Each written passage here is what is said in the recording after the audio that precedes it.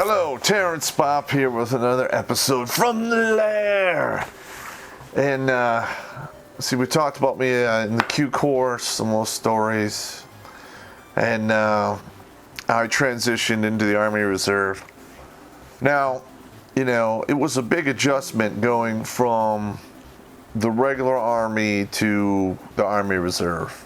Especially, because in the regular Army, your whole day's planned out for you. They tell you, where to be, when to be there, and what to have with you, and what you're going to be doing. All right, and then they feed you 3 times a day.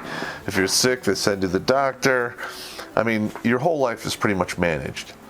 And when you go from that extreme to just plunking down in the civilian world, it's a pretty tough adjustment. And back in the day, like this went down in the early 90s, there wasn't any of that transition bullshit that they have now. I would say that the transition bullshit they have now is actually very good. It's not bullshit. Because back in the way it was back in the day, you had like a 2-hour briefing. They gave you your clearing list, and you went down the list, and then when you were done, you were out. And that was it. And you go from, having to, feed yourself and make all your goddamn decisions and all other horse shit. And the best way that I was able to deal with that is I came up with a routine. All right. I immediately enrolled in community college, which, by the way, I've been around the world. What we have here in the United States is, in regards to the community college situation, it's probably one of the best things there is. I thought I was going to have a hard time. They want to see ACTs and SATs and look at my transcripts from high school. They didn't give 2 shits. They didn't ask for any of that shit. All they asked for was a high school diploma. I took an entrance exam and determined I have to start off at cave painting and rock counting, and then we took it from there. So, I set up my routine of going to school. There was no internet back then, so you actually had to drive there, and I actually prefer that because I don't think I could do internet schooling. I don't know if I have the discipline for that right now. I have discipline for other things, but I don't know about that. But I went to school. I got working. While I was in college, I maintained 3 different jobs as a repo man, process server, and I fought.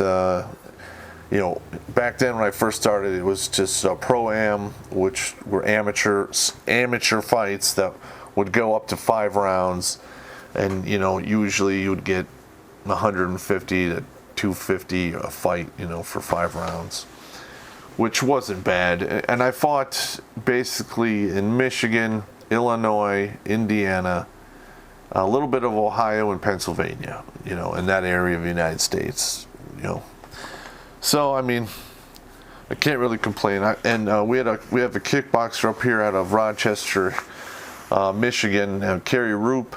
I believe he was a 5-time PKA world champion for 5 different weight classes. So, and he used to put on his own shows, or he would tell where the shows were at that you can get hooked up with.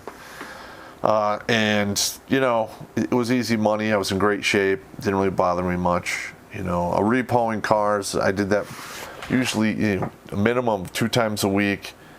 I would get anywhere from $75 to $150 a car, depending upon how much was owed on it, and if it was a hard repo or a key code kind of thing. I mainly did key code repos, and basically you just get a copy of the title as a key code on it. You go to the repo house. They have a key code machine. Just make the key, buff it out, and then go find the car. I have a lot of stories in regards to repoing, and I'll probably come up with some of those down the road. I have probably a dozen of them that are pretty funny. And then I did process serving, which again, that was a night job, and both these jobs were cash. And as a repo man, I worked under another guy's license. He had two other lackeys with him. who worked underneath him, because he did that pretty much every night. I just did it 2 times a week, but it was a good deal. And yeah, as a Pro-Am fighter, and then I was in the Special Forces Reserves, I really went to great lengths to keep myself in good shape. I mean, if you step into that ring and you aren't prepared physically, let alone mentally, you're going to lose or you're going to get hurt. So I ran pretty much every day between 2 and 5 miles. It wasn't a hard pace or anything, but once a week I would road march, full combat gear, 5 miles, and it was usually a speed march. And then once a month I would do 1 8-mile and 1 12-mile. That was just to stay in minimum shape for the Army Reserve.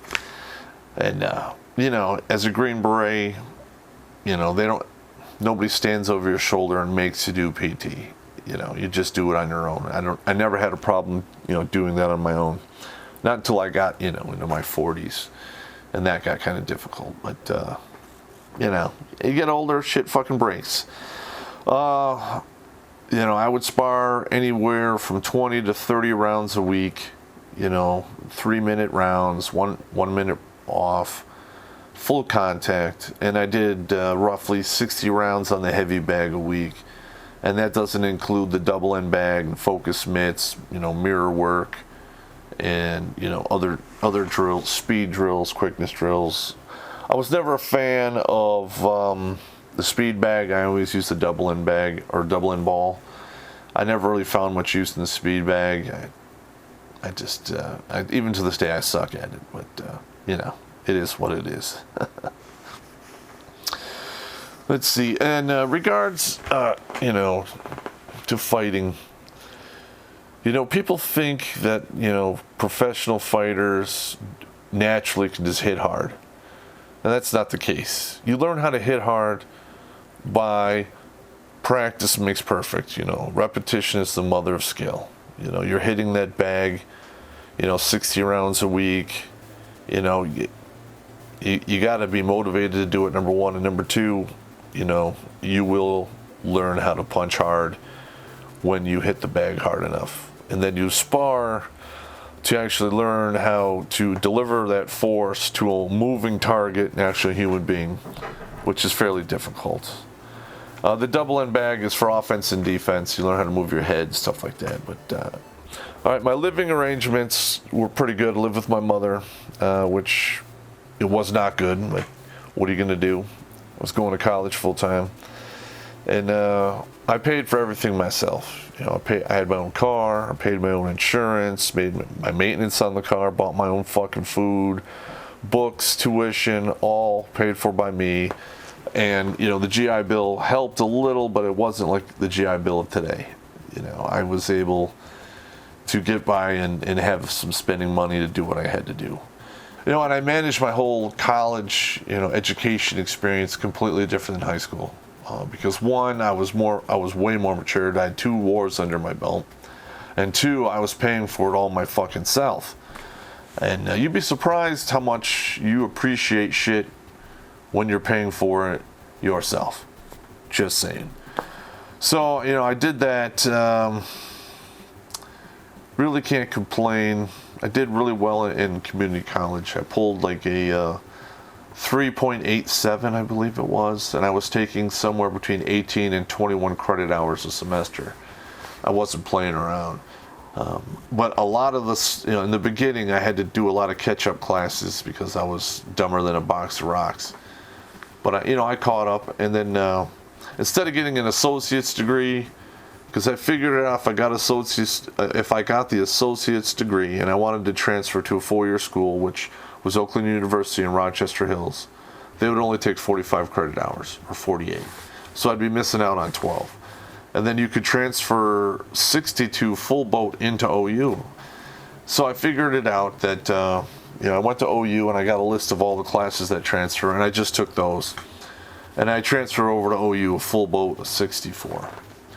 So that worked out pretty good. And I'm going to go over a couple stories of shit that went on in the college.